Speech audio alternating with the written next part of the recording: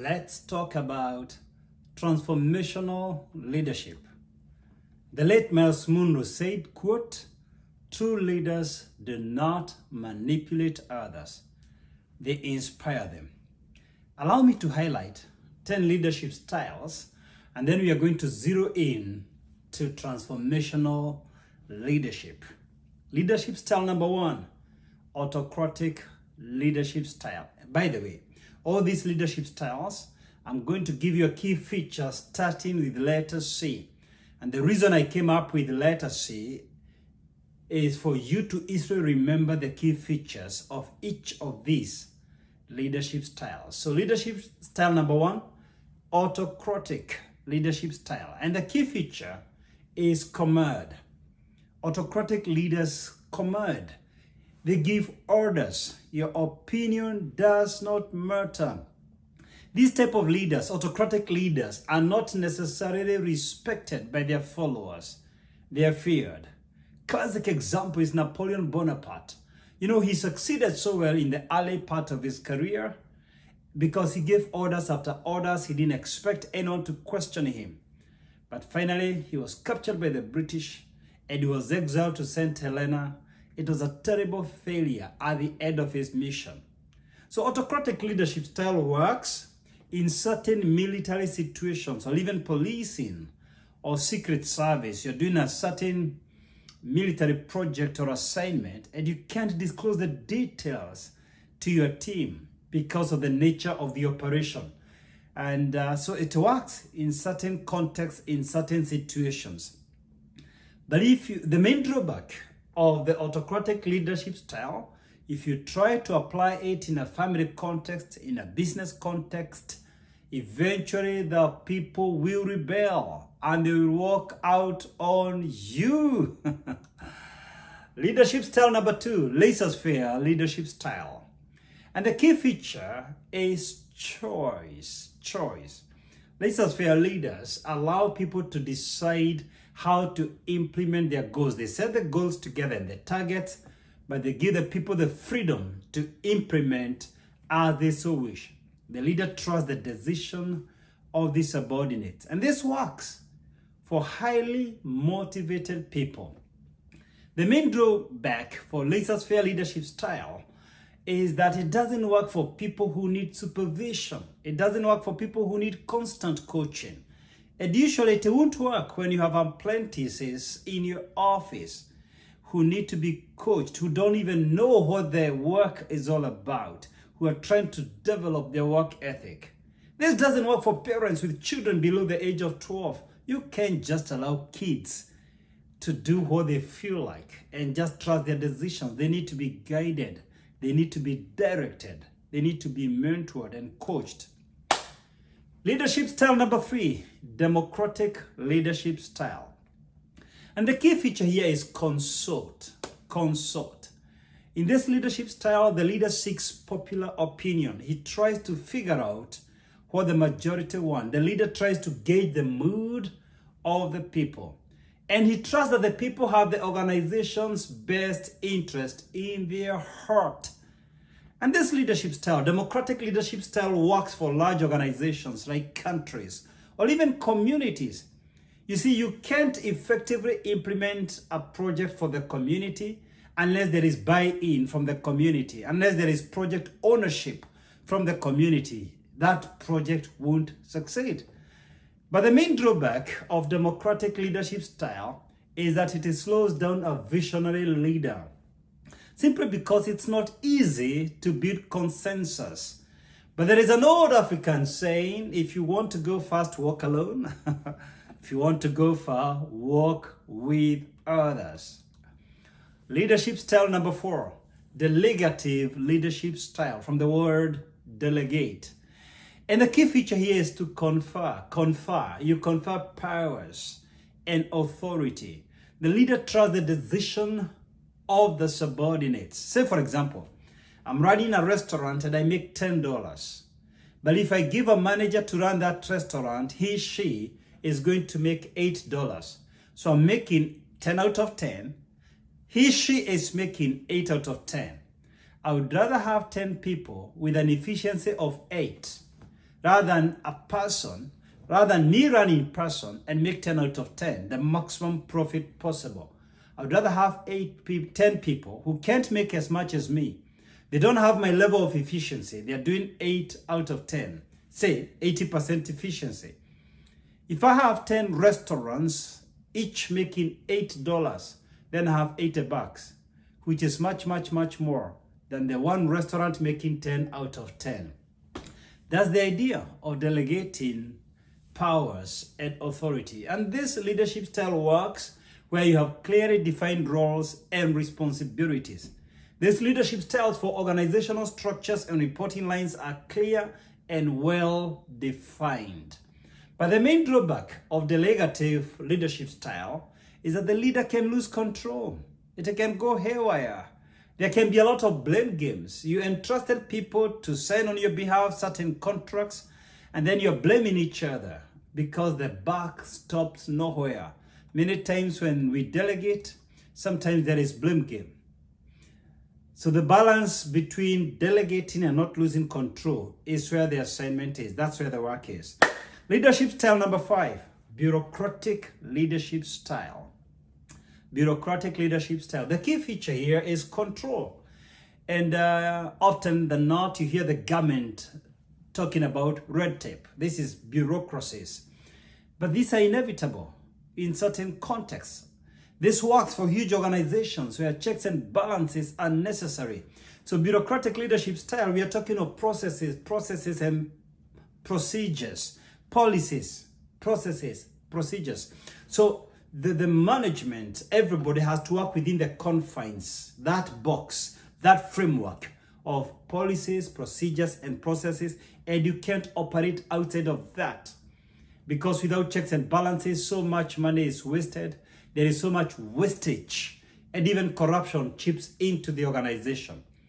Now, the main drawback with bureaucratic leadership style are delays, where we need approvals at different levels of leadership. And the customer service gets compromised. It is the person we are trying to serve who gets disappointed by unnecessary delays. Leadership style number 6, charismatic leadership style. And the key feature here is charm.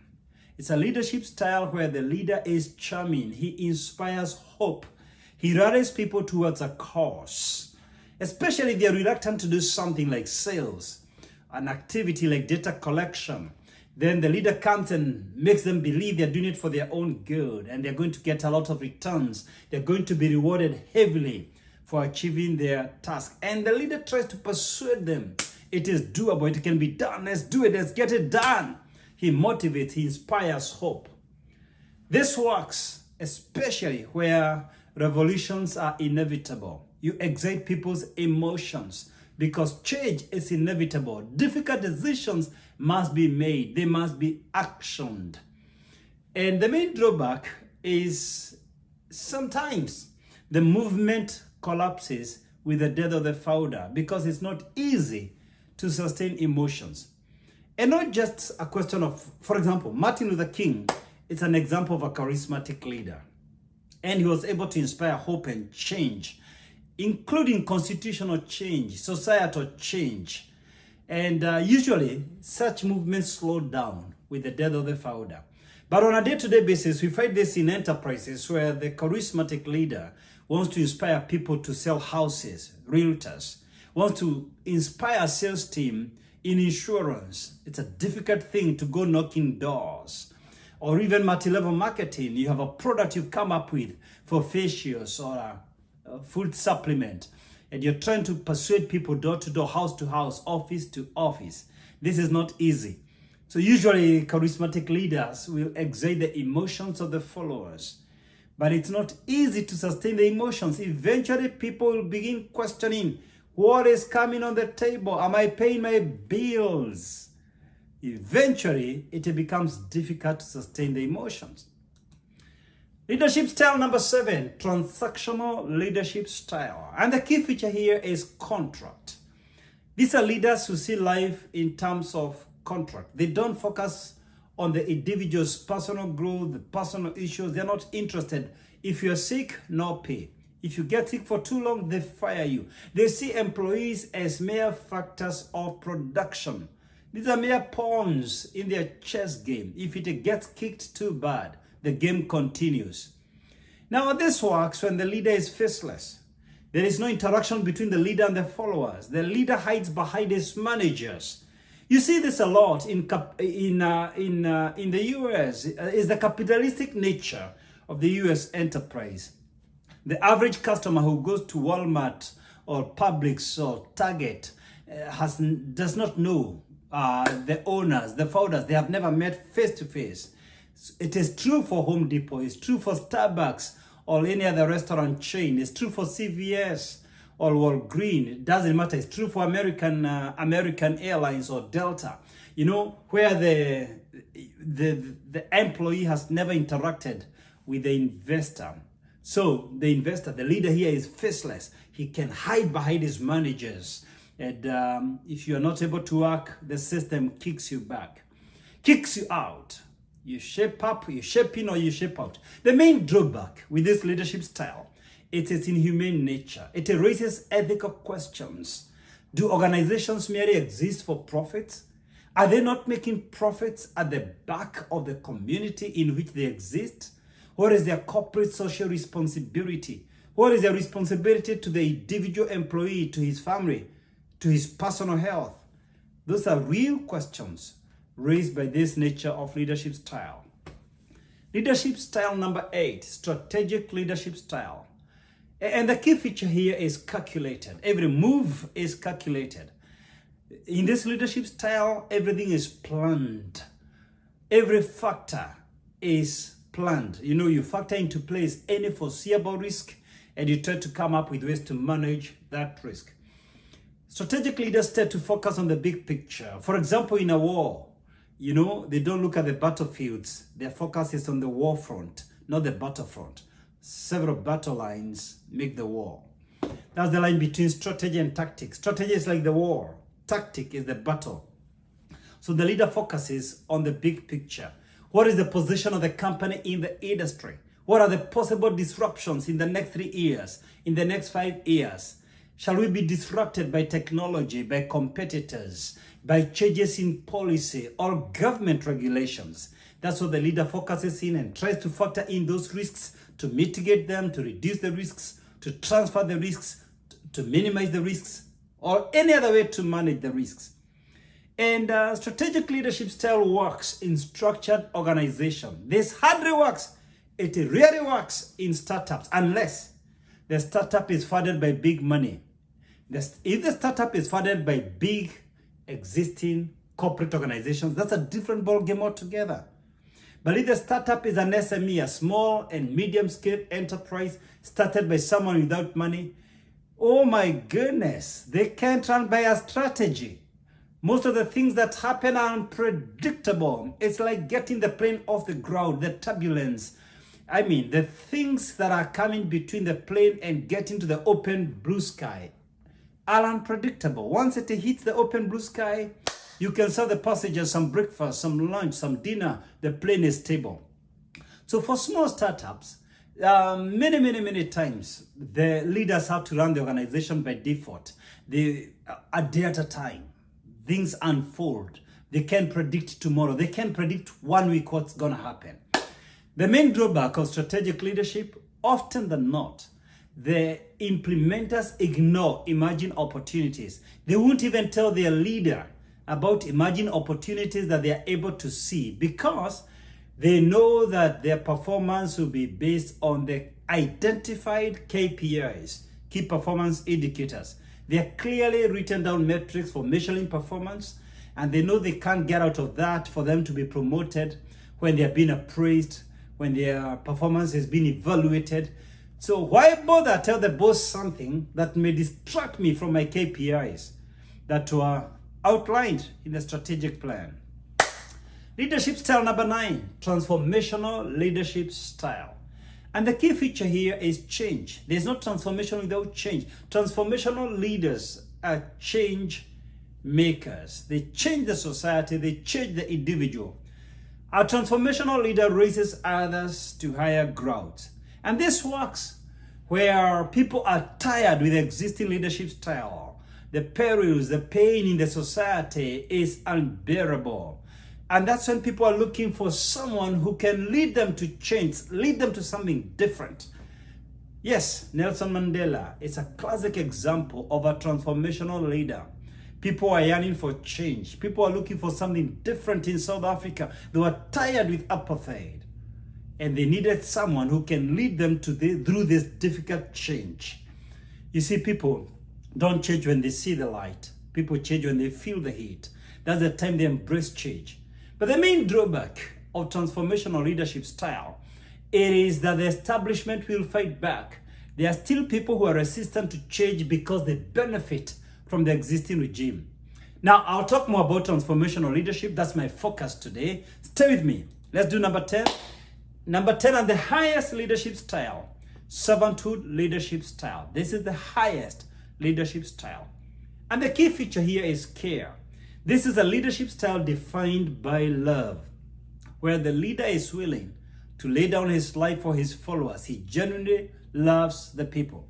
And this leadership style works where the leader seeks nothing in return. He has zero interest in his self-gain. This is a leader who has no interest in political gain, no interest in monetary gain, no interest even in saving his own life. And I think Mahatma Gandhi is a classic example of a servant leader. He did not go for any political position in India. He did not go for business leadership. He didn't use his name for his advantage in business. And to date, in the history of that country, he's the greatest name in India of all times. The main drawback with this leadership style, you get crucified by the people you lay down your life for. You get a backlash from the people you sacrifice too much for. They persecute you. There are many people who don't even remember how much price you paid for them. But stay with me. My interest today was to talk about transformational leaders, and I want to take a few moments to highlight 8 traits of a transformational leader. Number 1, a transformational leader is secure. And the key word here is confident. Confident. A transformational leader is confident in his own skin. He is not threatened by the growth of his followers. You see, the main reason a lot of leaders put the followers down is because they fear this guy is going to outsmart them, to outshine them, to outdo them. That's the biggest challenge with many people, because they're insecure. But a secure leader wants his followers to do better than they're doing, to shine more, to go higher, because they are secure, they are confident in themselves. A transformational leader, number 2, grows. And the key word here is learns. They keep learning. A transformational leader is better today than they were 3 years ago. They are better listeners today. They are better team players today. They are better in managing teams. They are better in anger management. They are always learning. Their cup of knowledge never fails. A transformational leader, number 3, empowers. And the key word here is equips. They train their followers, they coach them, they mentor them, they pay for their workshops and seminars, they expose them, they take them overseas. They want to empower them, they want them to be better people. They know an informed followership is better than an ignorant followership. A transformational leader, number 4, influences. And the key word here is inspires. They inspire hope. They influence attitudes, they influence action, they influence the values of the people, they influence the thinking of the people, they influence their frame of reference, their paradigms, their worldview, how they see life, how they see morality. They influence values, they influence decisions. A transformational leader, number 5, coaches. And the keyword here is guides. They guide, they don't try to put down their followers. They show them, they guide them, they direct them. They can sit down with them and tell them this is how it works. They show them how to do it. That's what coaching is all about. You're able to guide somebody. A transformational leader, number 6, mentors. And the keyword here is models. What is to model? It means they don't just show them, they don't just coach them, they don't just show them They demonstrate, they model. They don't just tell the employees to go early to work. They go early to work. They're the first in the office. They don't just tell people the language to use. They use the language they want others to use. They don't use that vulgar language. They set the pattern of the words, the working vocabulary in the organization. The woman shows the other girls in the office how to dress up, how to manage the anger. The gentleman will not try to prey on the girls in the office sexually. No. He models the character, the values for the younger people in the office. He shows the other men how to treat women with respect, with honor, with dignity. They model. You see, the greatest leader does not just tell people what to do. He leads them in what to do. The most effective way of inspiring others is bringing out the best out of your own life. You can only effectively teach what you consistently model. And that's what a transformational leader is all about. A transformational leader, number 7, initiates. And the key word here is actions. They take action. They don't fear to take risks. They believe in taking initiatives. No initiative, no leadership. No leader doesn't take initiative. So a transformational leader, when they get new information, they are ready to work on it. It's not just about board meetings, ear in, ear out. Talk with no action. They are ready to action what they hear. They are ready to implement. They have room for trial and error. A transformational leader, number 8, innovates. That means they develop. The keyword here is they develop solutions to the problems bedeviling the organization, the family, the society. And I'm not just talking about technology here. No. Solutions is not just technology based. It is about the bigger picture. It's about any issue ailing the society. They are willing to work on solutions. That doesn't mean they're experts of every field, but they're ready to put up a team to solve that problem. They don't throw in the towel and say, hey, this problem is too big. What do we do with this river? What do we do with the pollution in this lake?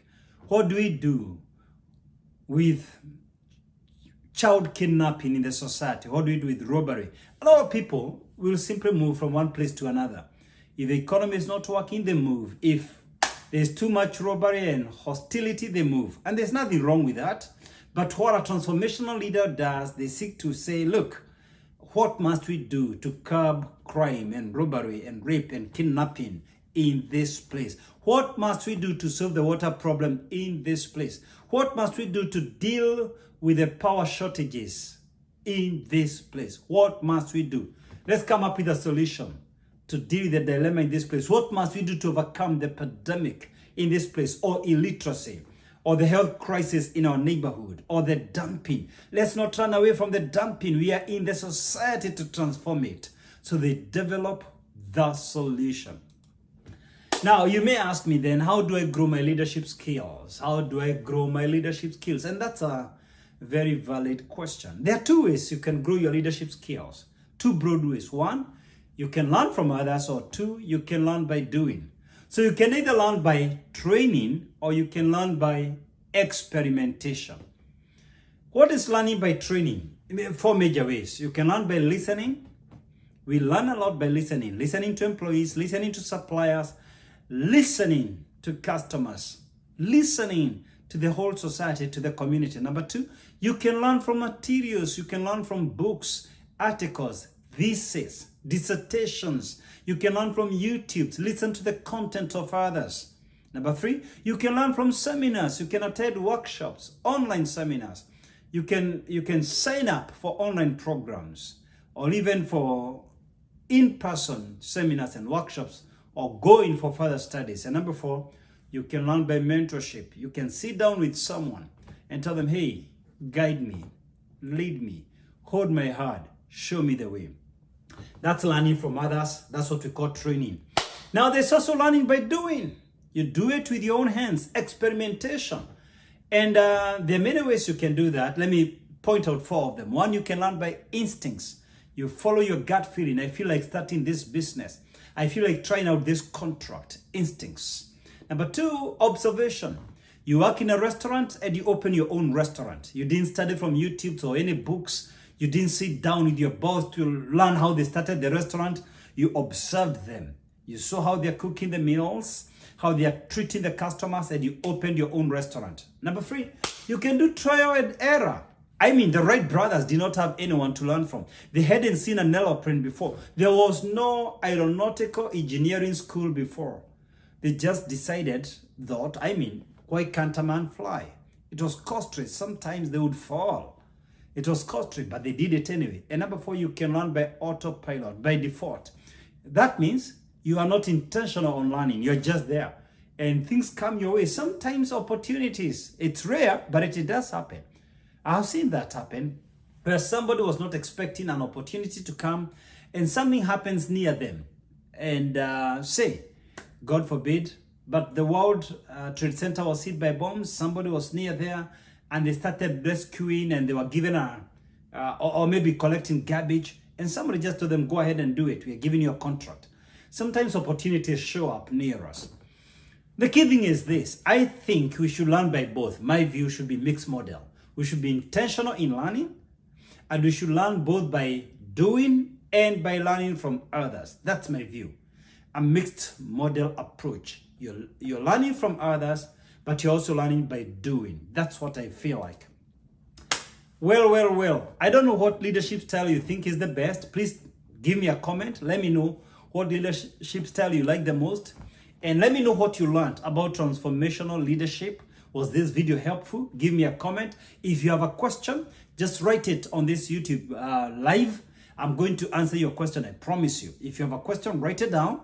I'm going to answer you. And remember to subscribe to my YouTube channel to get notified when I upload new videos. I upload new videos every week. You don't want to miss out on my latest videos. I hope this video helped you. Thank you so much. Be a transformational leader.